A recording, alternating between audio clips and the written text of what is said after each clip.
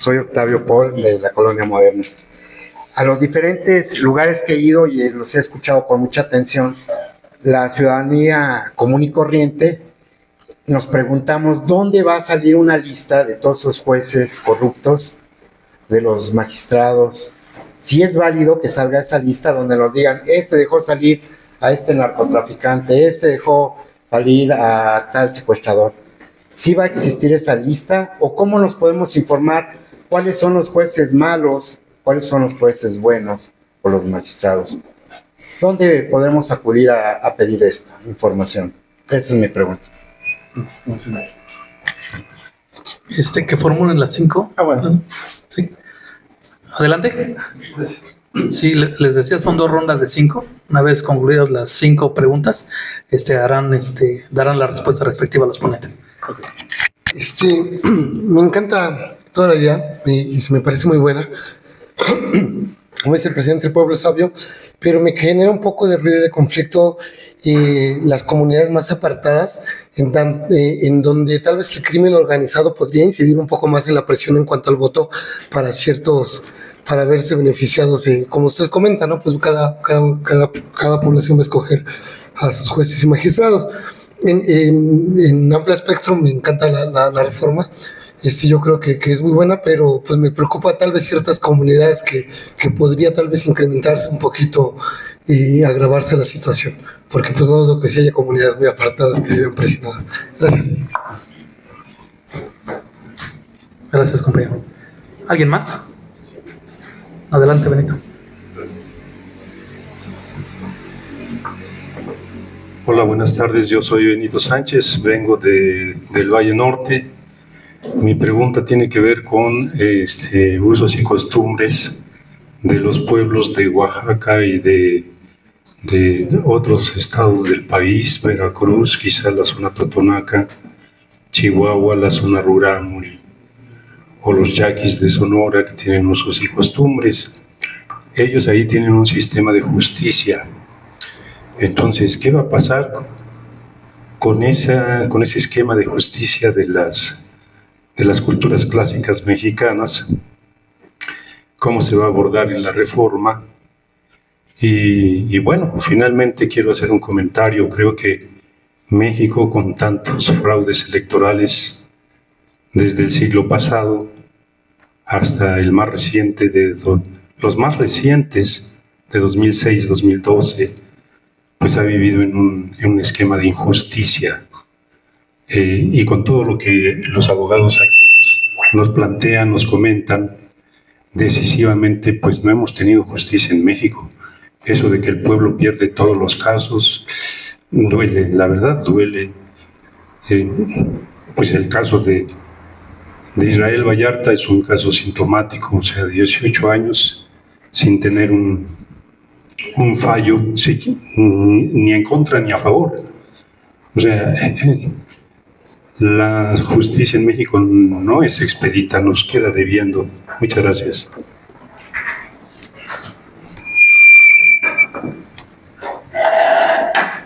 ¿Alguna otra pregunta? Adelante.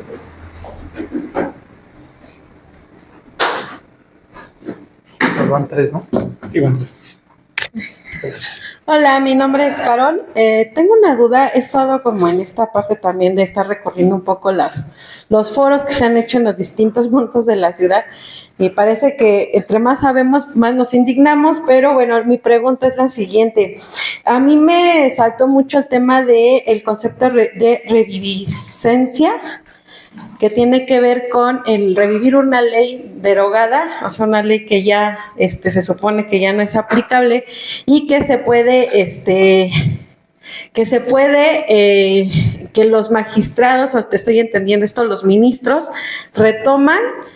pueden retomar en una cuestión teórica. Y yo más investigando en internet, parece que solamente se da en México, no sé si en otro país, pero que lo comentaba la ministra Lenia, que del 2000 al 18 pues no se había como hecho tanto esta de revivir leyes, y ahora que bueno, empezaron las reformas y las iniciativas, pues se revivieron 17 pues para echar para atrás estas iniciativas. Entonces me gustaría como que me pudieran dar un lenguaje más coloquial, más ciudadano, para que podamos entender o explicarle también esto, incluso a las personas que se dicen juristas y que están en contra, porque me tocó hoy hablar con una abogada de la UNAM que pues dice que eso no existe, que eso no está pasando, pero sin embargo, bueno, ustedes en este trabajo excelente pues ya tienen datos ahí. Muchas gracias.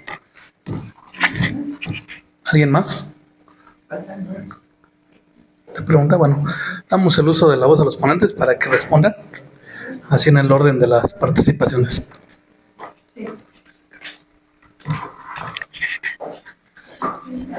Gracias. Bueno, voy a tratar igual de ser breve, abarcar ahí algunas preguntas. Bueno, como tal, conocer o encasillar a ciertas personas o juzgadores como buenos o malos, pues ya da de entrada pues una complicación, ¿no? Y también el hecho de que salga, digamos, una lista oficial, bueno, prejuzga ya de entrada el órgano que lo vaya a emitir, ¿no? En ese sentido, pues yo lo veo muy poco viable que el presidente vaya a sacar un tipo de lista así, o que algún poder o algún otro factor vaya a emitir un tipo de lista así. Y con eso también quiero abarcar la segunda pregunta sobre la incidencia de otros factores, ¿no? De otro tipo de factores reales de poder en nuestra democracia. Y quiero contestar conjuntamente en el sentido de que pues es un ejercicio más para el fortalecimiento democrático y para el perfeccionamiento de nuestra democracia, ¿no? El sentido de la democracia solo tiene sentido cuando se habla de un voto informado. Y un voto informado solo se puede llegar a través de múltiples bases culturales, como tal, sí, de información, pero pues de participación y de interés ciudadano. ¿Cómo vamos a evitar que los poderes fácticos se apoderen de nuestras elecciones? Bueno, cuidando nuestras elecciones como ya lo hacemos, ¿no? Cuidando nuestras elecciones con un buen sistema de nulidades, siendo todos nosotros partícipes de la misma. O sea, recordemos que no solo el ejercicio de nuestra democracia es ir y votar. Hay otros muchos mecanismos por los cuales, y este es uno de ellos, por los cuales ejercemos nosotros en nuestro poder como soberanos, como el verdadero poder soberano que es el pueblo, ¿no? Entonces, solo a través del ejercicio informado, de la vigilancia que nosotros tengamos que hacer en las casillas, en el proceso de elección, podemos tener un perfeccionamiento de la democracia. Nosotros tenemos ya de entrada la obligación de poder investigar y formarnos un criterio de las listas de personas a las que vamos a ir a apoyar, ¿no? Y puede que el criterio sea diferente, que yo tenga un criterio diferente al de mis compañeros o al de todo el público, pero lo importante es que tengo el derecho de ejercer ese voto y defender ese criterio que tengo, ¿no? Como tal, sería difícil encasillar a un conjunto de personas buenas o malas, pero tenemos nosotros la posibilidad de hacer un análisis interno de qué es lo que queremos, de qué tipo de perfiles queremos que se elijan, y con base al empoderamiento ciudadano ejercer la votación. Lo mismo para la defensa de la democracia. Tal vez nosotros no podamos tener el control total para tener una democracia perfecta, pero sí poco a poco la hemos venido perfeccionando a través de la información, a través del voto razonado, a través de una participación clara y contundente. Es lo mismo que tenemos que hacer aquí. Tenemos que, como lo hicimos en las elecciones pasadas y en pasadas, ser los principales vigilantes y observadores de estos procesos de elección, esos procesos democráticos. El tema, por ejemplo, de la reviviscencia, hay que tener ahí, entender la diferencia, ¿no? De las facultades que tiene la Suprema Corte. Una cosa es las sentencias en las que se haya emitido un criterio de reviviscencia y otras las determinaciones en las que se haya emitido un criterio de invalidez. Esta última, ambas, por cierto, son pues facultades que rebasan constitucionalmente el poder de la Suprema Corte, ¿no? Yo me imagino que querías enfocarlo a aquellas determinaciones que tiraron, pues sí, pues una ley, ¿no? Ya aprobada, imagino. De esa se trata, no es como tanto la reviviscencia se trata de atraer, o digámoslo así, por eso se dice revivir una norma que ya no, digamos, ocupamos, en términos, digamos, muy, muy amplios, y traerla al caso en concreto de nuevo. Ahí, completando los datos que nos hiciste a favor de mencionarnos, del 2007 al 2012 hubo 4 sentencias de ese tipo. Del 2013 al 2018 hubo una, pero del 2019 al 2023 hubo 17 sentencias en donde se aplicaba el criterio de reviviscencia, ¿no? Y uno de los criterios que trata de implementar la reforma es tener criterios claros y homogéneos. ¿Qué tratábamos de decir con eso? Que nosotros lo vemos mucho en el Tribunal Electoral del Poder Judicial. Cada cierto tiempo van cambiando el criterio y tienen incluso, digamos, un juicio que se llama contradicción de criterios, en el sentido de que no es claro el criterio que se tiene en algunas determinaciones. Exactamente. Entonces, y por el otro lado, cuando hablamos de sentencias que decretaron la invalidez por extensión, pues tenemos ahí unos datos también preocupantes. De 2007 a 2012 fueron 8, de 2013 a 2018 fueron 63, y de 2019 a 2023 fueron 79. O sea, yo solo quiero, para cerrar, que imaginemos el panorama, muchas gracias, el panorama tan difícil que llega a ser, pues, decretar una ley, ¿no?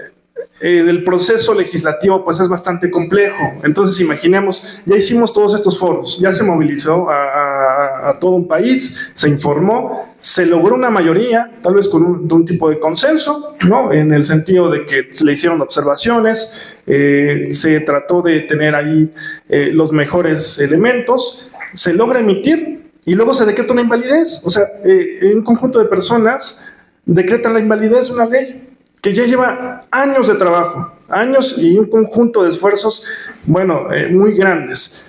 Esta parte es la que se quiere eliminar, ¿no? Ese tipo de suspensión, porque además es una figura que se equipara a una medida cautelar, que es un tipo de suspensión, y además que ya se decreta una invalidez después, pues es totalmente ilógico, ¿no? Todo el proceso de creación de ley y de consenso, pues no tiene que verse suspendido por una determinación un tanto ambigua. Entonces, espero haber ahí contestado y marcado una diferencia.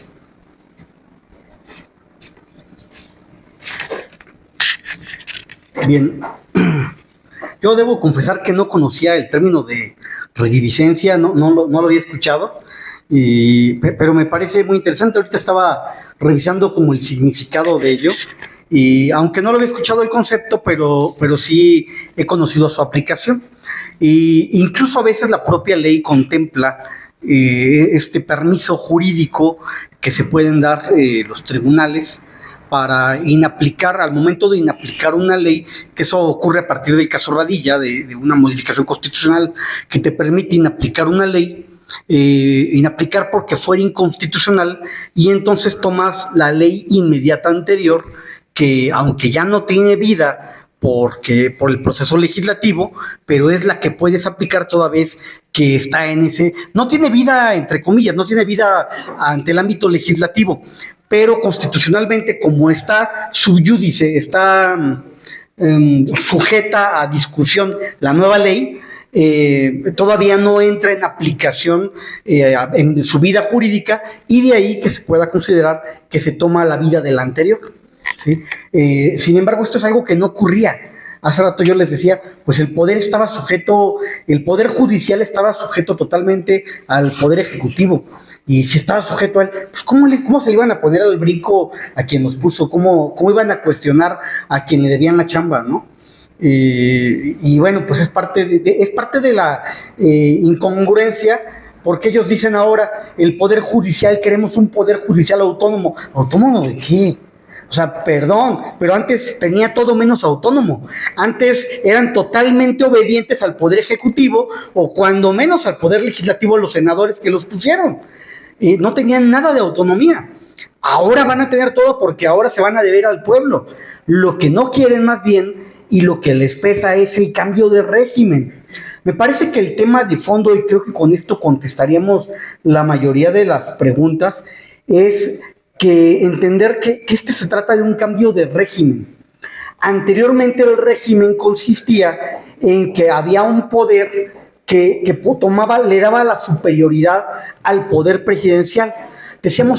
Vivimos en un presidencialismo, sí, y ese presidencialismo tenía como base al Poder Judicial, a tener un Poder Judicial que no era autónomo, que era un Poder Judicial nombrado por el presidente, o un Poder Judicial que tenía como fuerza principal, que dependía del presidente y dependía del legislativo a propuesta del presidente. Es decir, tenía todo menos autonomía. Eso era lo que le daba fuerza al presidencialismo en México, que el Poder Judicial en lo absoluto era autónomo. Hoy lo que cambia en este régimen es que justamente ahora, al depender del pueblo y tener que obedecer lo que el pueblo, lo que es mejor para el pueblo, en este sentido se vuelven verdaderamente autónomos. Sí es cierto, y aquí uno de los del gran debate es la forma de nuestro derecho, que venimos de un derecho latino, de un derecho con una trascendencia latina, en donde lo que aplica es la norma y no el bien común, como en el derecho anglosajón. Y por lo tanto, al momento de aplicar la norma es la norma y se aplica como tal. Pero incluso la norma tiene diferentes formas de interpretarse. Hace rato nos preguntaban, ¿qué va a pasar, por ejemplo, donde está el narcotráfico? Pues, insisto, la norma tiene muy diferentes formas de interpretarse. Hoy, ¿a poco de verdad creíamos que Calderón era autónomo del narcotráfico? O sea, o que García Luna no tenía nada que ver con ellos. Bueno, sabemos. Digo, no podemos tapar el sol con un dedo. Sabemos que anteriormente el poder dependía totalmente del narcotráfico. Lo que sucedía es que dependía todo el Poder Judicial. Los ministros, que eran lo más alto del Poder Judicial, dependían totalmente del narcotráfico, dependían del poder. Liberaban a todos los narcotraficantes. La mayoría estaban libres, la mayoría nunca los detenían. Ocurrían tantas cosas que ahí es donde estaba la dependencia. Hoy sí es cierto, puede haber en alguna población en donde un grupo criminal esté presionando a algunas poblaciones para que voten por tal o cual juez. Sí, eso va a pasar. Seguramente va a seguir pasando, como hoy ocurre con los presidentes municipales, regidores, diputados locales. Seguramente eso va a pasar, pero eso obedece a que tenemos que trabajar y atender el tema de la criminalidad. Pero ahora ya no van a poder presionar a todos. Anteriormente presionaban a uno, que era la cabeza que ponía a los demás, y presionaban en cascada. Ahora van a presionar a uno que es independiente de su superior, porque los eligen por separado, y no van a generar una presión generalizada. Eso les va a dar autonomía. Eso es lo que cambia el régimen, porque ahora se vuelve un régimen democrático. Anteriormente era un régimen totalmente distinto, no sé cómo llamarle, pero democrático no era, ¿sí? Lo que sí me parece que toma un especial término, ya para terminar, es el tema de las comunidades indígenas. Ahí la ley, si bien es cierto, el Poder Judicial y los tres poderes estamos sujetos a un régimen constitucional, pero el tema de las comunidades indígenas podríamos decirle que es una excepción a la ley, donde les permiten tener su propio régimen jurídico de acuerdo a los usos y costumbres. Y eso no va a cambiar, no se toca en lo absoluto, sino que persiste el seguir con sus usos y costumbres para la aplicación de la justicia. Es cuanto. Muchas gracias. Voy a responder yo en el orden que plantearon las preguntas. ¿Va a haber una lista de jueces malos, de jueces corruptos, de jueces que no hayan hecho su trabajo? Sí, ¿no? Para eso está el tribunal. Justo es la misión del tribunal de disciplina judicial, sancionar a los jueces que hagan mal su trabajo. ¿Cuál va a ser esa lista? Pues las sanciones que emita ese tribunal. En dado caso, se pueden presentar solicitudes de transparencia a ese tribunal porque va a ser una autoridad sujeta a leyes también de transparencia. Le preguntas cuáles son los jueces que han sido sancionados, que han sido destituidos, que han sido multados, que han sido durante tal periodo, y deben de responder. Y la otra forma, pues los medios de comunicación van a estar, pero sobres. A tal juez ya lo sancionaron porque se agarró $1,000,000. A tal juez ya lo sancionaron porque liberó un secuestrador. Esos son los 3 medios que yo veo. Ahora, lo de las comunidades apartadas.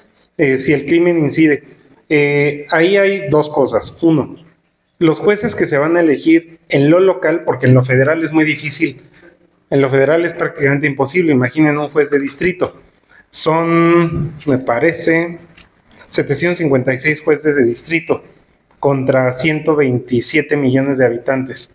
Más o menos en promedio, vamos a hacer la operación aritmética.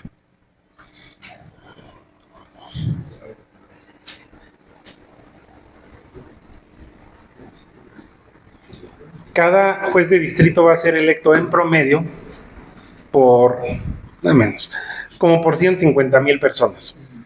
Va a ser dificilísimo que el crimen organizado compre 150,000 votos. Más o menos un distrito electoral federal, por el que compitieron los diputados federales, tiene 220,000 electores. Va a ser casi del mismo tamaño el número de personas que elijan a un juez de distrito o un magistrado de circuito, y mucho mayor para ministro de la Suprema Corte o para ministro o para magistrado de sala regional, que pues, va a abarcar 6, 7 estados.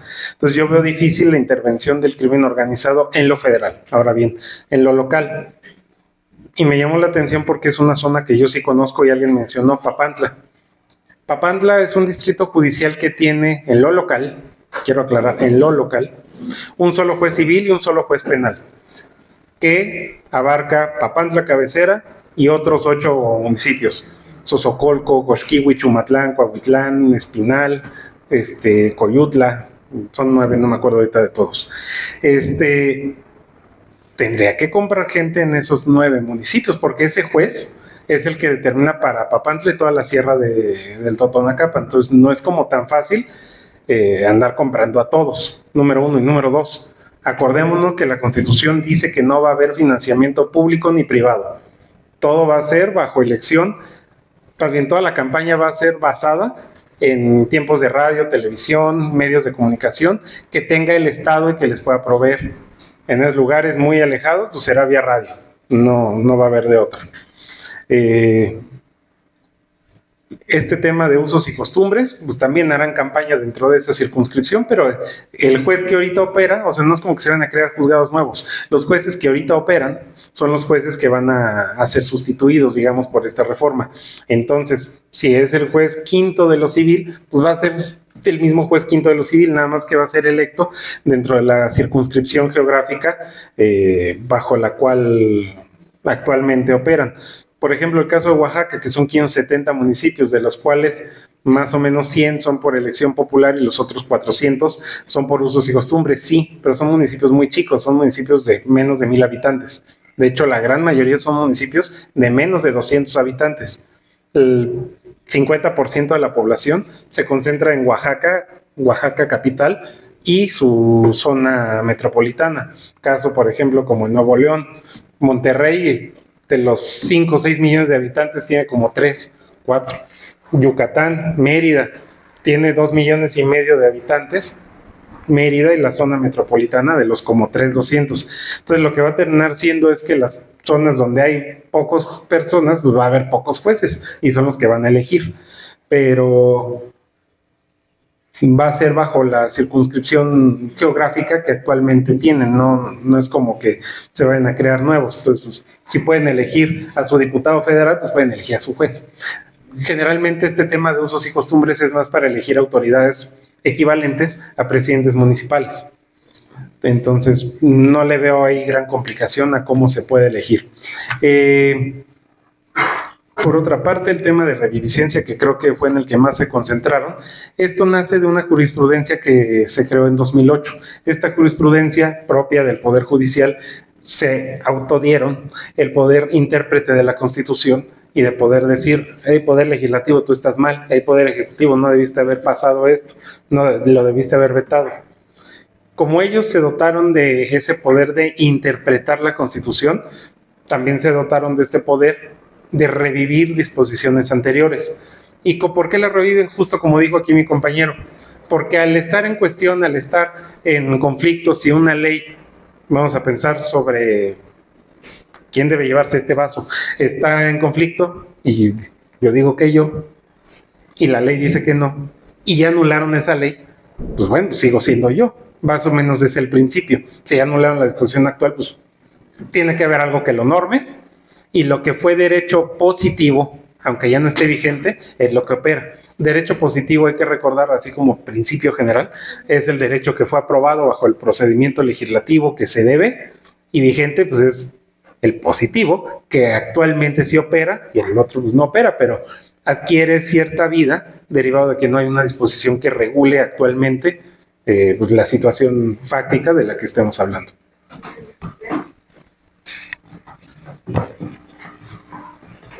Muchas gracias, licenciado Leandro. ¿Alguna otra pregunta que tengan?